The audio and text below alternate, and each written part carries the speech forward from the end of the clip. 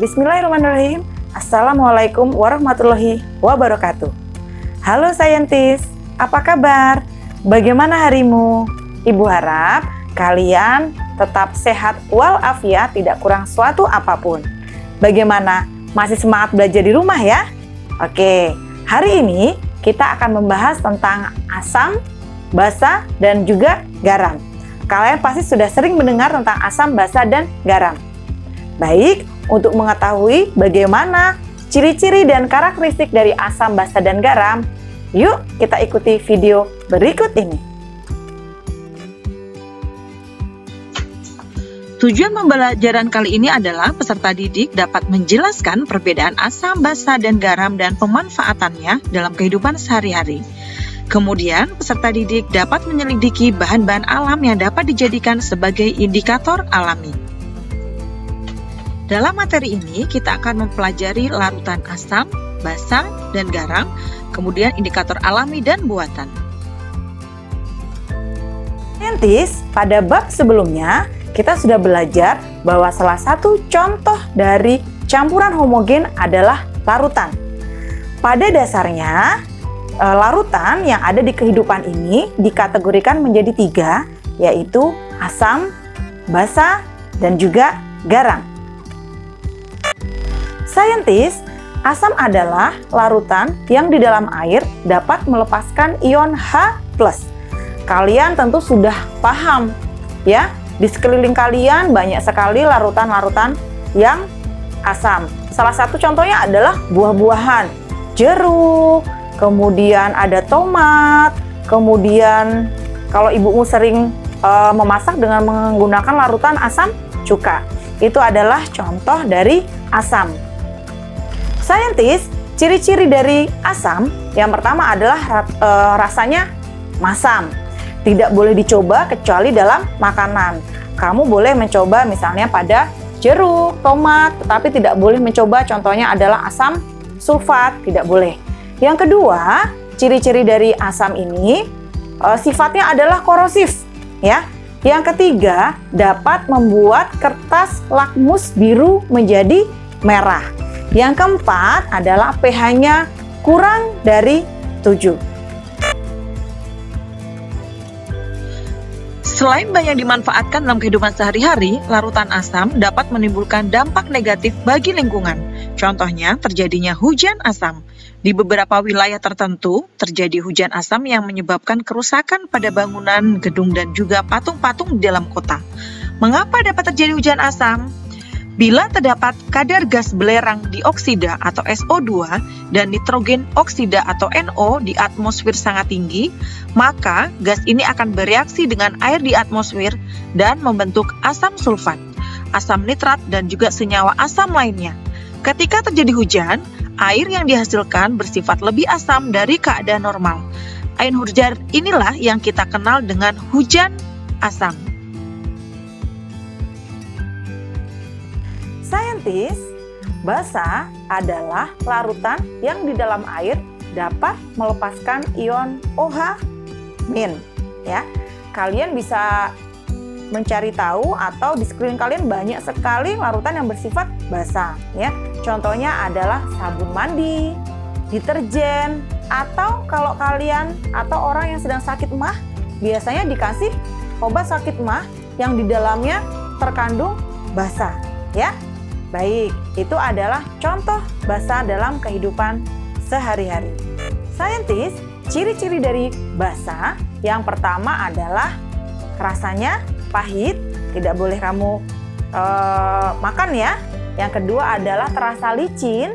Yang ketiga adalah dapat membuat kertas lakmus merah menjadi biru. Kemudian yang keempat adalah mempunyai pH lebih dari 7. Saintis, garam diperoleh dengan mereaksikan antara asam dan basa. Dalam kehidupan sehari-hari, larutan asam sering direaksikan dengan larutan basa untuk menghasilkan senyawa netral atau kita kenal dengan reaksi netralisasi. Pada reaksi netralisasi ini akan dihasilkan garam dan juga air. Garam seringkali digunakan dalam kehidupan sehari-hari antara lain untuk industri pupuk, obat-obatan, pengolahan makanan, dan juga bahan pengawet. Untuk membedakan larutan asam dan basa, mari kita lakukan kegiatan berikut. Saintis, hari ini kita akan melakukan praktikum tetapi dengan menggunakan laboratorium virtual pembelajaran sains ya. Kita akan mensimulasikan asam dan basa. Di sini kalian lihat ada 5 larutan. Yang pertama adalah larutan teh, yang kedua adalah larutan cuka, yang ketiga larutan deterjen, yang keempat larutan jeruk, dan yang kelima adalah larutan sabun mandi ya. Kita akan melakukan simulasi asam basa dengan menggunakan kertas lakmus. Di sini sudah ada kertas lakmus merah dan ada kertas lakmus biru. Caranya adalah kita klik kertas lakmus merah dulu ya. Kemudian kita coba teteskan larutan teh ini ke dalam lakmus merah. Perhatikan warnanya. Dia akan tetap merah. Kemudian lihat yang larutan cuka juga tetap merah. Kemudian yang larutan deterjen.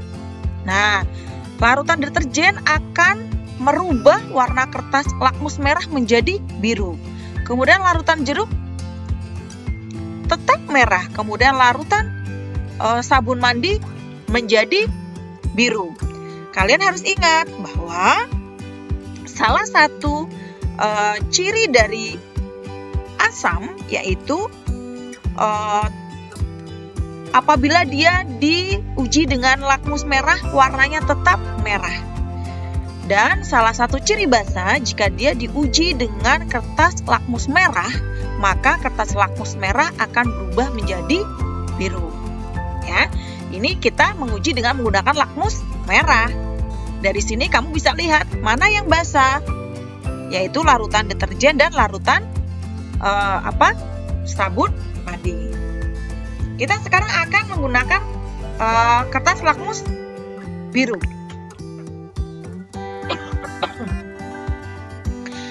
Kita coba cek larutan teh ke dalam lakmus biru. Dia biru, warnanya tetap biru. Kemudian larutan cuka, perhatikan, merubah lakmus biru menjadi berwarna merah.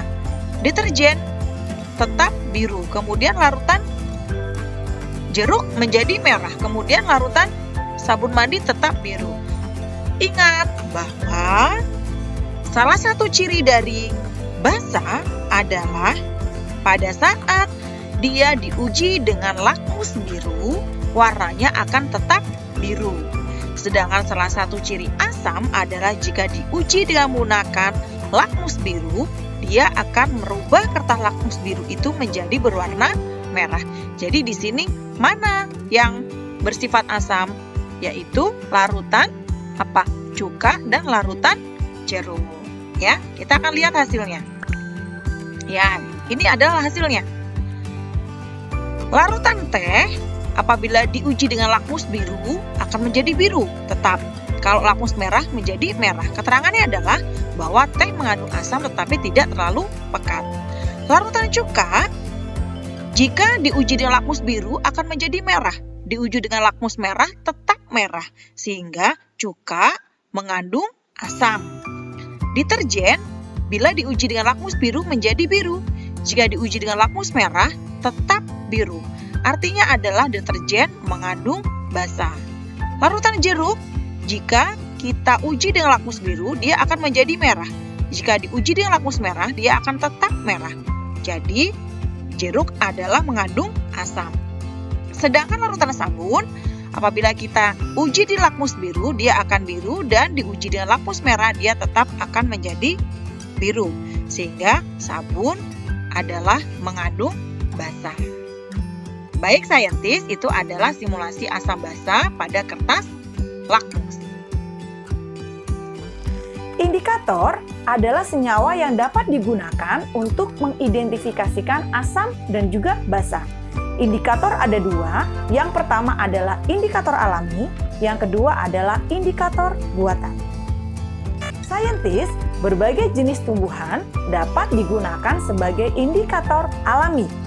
Tumbuhan yang termasuk indikator alami akan menunjukkan perubahan warna pada larutan asam atau basa. Di sekeliling kalian atau di lingkungan sekitar kalian bisa mendapatkan bahan-bahan indikator alami.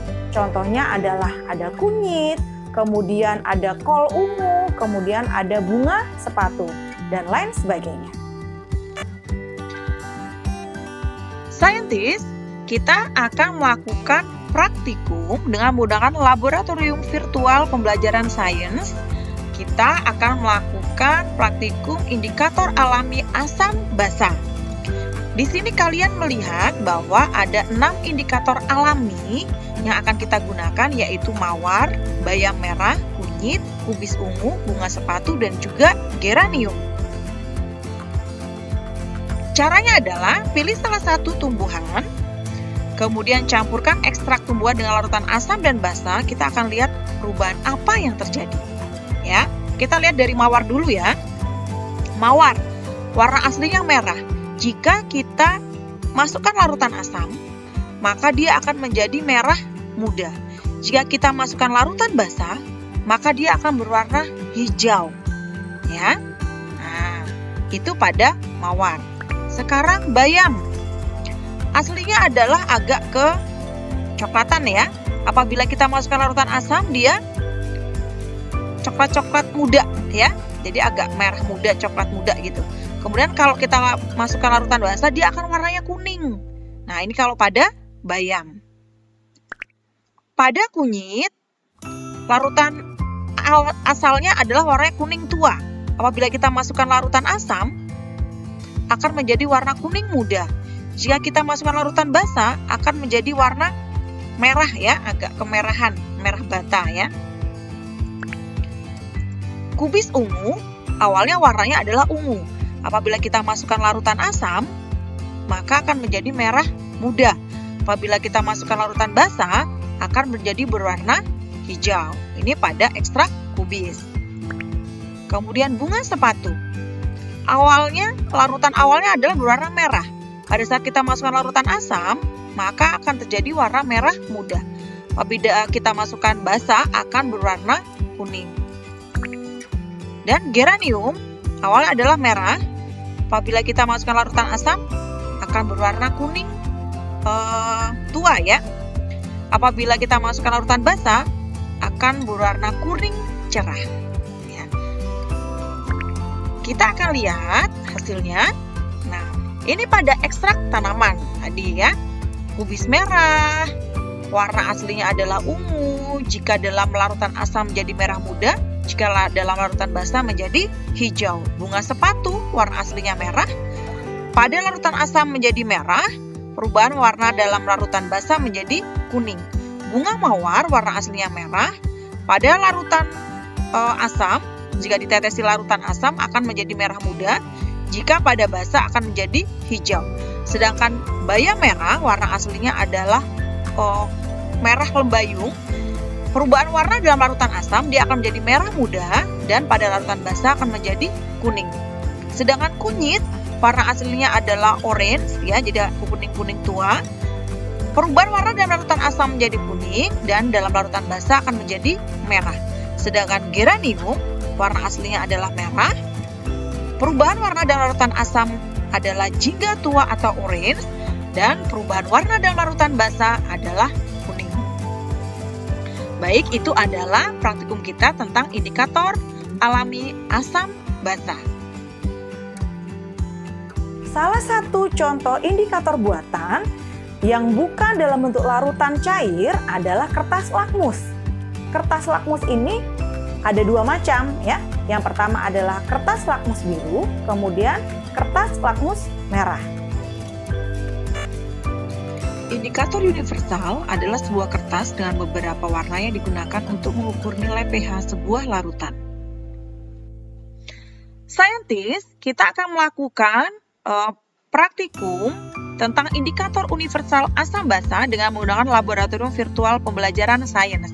Di sini kalian bisa lihat ada indikator universal asam basa, di mana fungsinya adalah untuk menentukan tingkat keasaman dan kebasaan larutan berdasarkan rentang pH.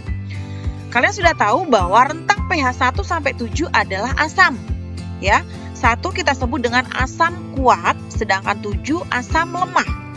Sedangkan rentang pH 7 sampai 14 itu adalah basa. 7 ini disebut dengan basa lemah, sedangkan 14 adalah basa kuat.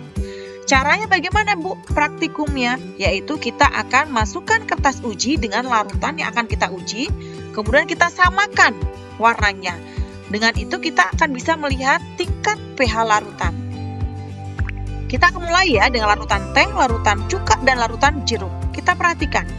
Larutan teh, kita perhatikan. Ini warnanya hampir sama yang mana? Larutan teh. Larutan teh ini kira-kira warnanya ini ya, 7. Berarti dia adalah pH-nya 7.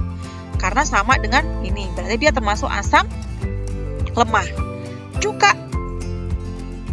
Nah, kita lihat cuka. Yang mana, Bu? Cuka. Cuka ini, coba kita lihat. Ya, ini sepertinya nomor 2, ya. Kita samakan nomor 2. Jadi dia, larutan cuka ini termasuk asam kuat. Sedangkan larutan jeruk ini yang nomor 3. Berarti dia pH-nya adalah 3. Termasuk masih asam kuat, ya. Selanjutnya kita lihat yang basah. Ini adalah larutan sabun mandi dan larutan deterjen. Kita masukkan. Kita lihat larutan sabun mandi ini termasuk ke dalam pH yang berapa? Ya, kita samakan, dia masuk ke dalam pH 7. Berarti larutan sabun mandi ini pH-nya 11 maksud Ibu ya. Ini pH-nya sama dengan ini ya, 11. Jadi dia termasuk pH-nya basa yang kuat. Kemudian larutan deterjen sama dengan yang mana? Nomor 12, Bu. Iya, berarti dia larutan deterjen ini pH-nya adalah 12, yaitu basa kuat. Baik. Ya, ini adalah praktikum kita kali ini ya, saintis ya. Oke, saintis, bagaimana pelajaran kita hari ini? Setelah kalian melihat video atau menyimak video yang tadi sudah kita paparkan, Ibu harap kalian lebih paham tentang karakteristik dari asam, basa, dan juga garam. Dan juga indikator untuk asam basa ya. Baik, Ibu harap kalian tetap semangat, tetap jaga kesehatan, dan tetap stay at home. Ibu cukupkan sekian materi kali ini. Wassalamualaikum warahmatullahi wabarakatuh.